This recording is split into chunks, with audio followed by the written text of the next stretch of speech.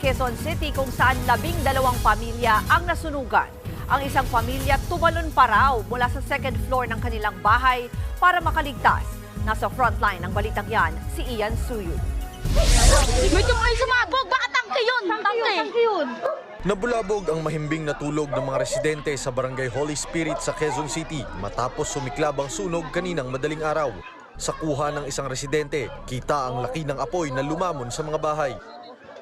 Sa bilis ng pangyayari, walang nagawa ang ibang residente kundi panuuring maabo ang kanilang ari-arian.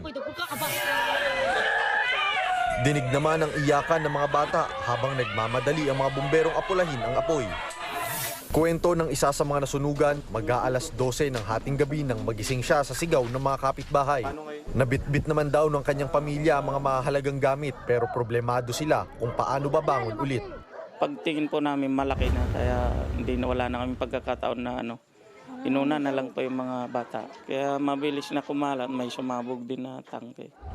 Sugatan naman ang lalaking iyan at ang kanyang 4 na taong gulang na anak matapos tumalon mula sa ikalawang palapag ng kanilang tahanan. Kasama rin ng lalaki ang kanyang misis. Sa bahay nila tinuturong nagsimula ang apoy. Pagbukas po ng pinto ng asawa ko, andun na po yung apoy. Alanganin na po eh. Pamilya ko na po ililigtas ko. Ayon sa barangay, mabilis na kumalat ang apoy dahil gawa sa light materials ang mga bahay. 9 na bahay ang nasunog at nasa 12 pamilya naman ang apektado. Nagtayo muna ng modular tent sa evacuation center ang barangay para sa kanila.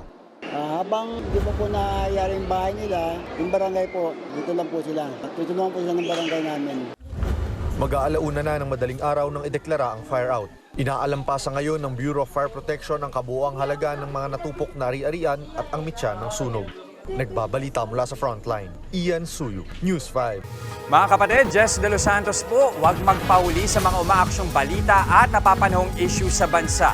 Para sa mas malawak na balitaan, mag-subscribe at mag-follow sa social media pages ng News 5.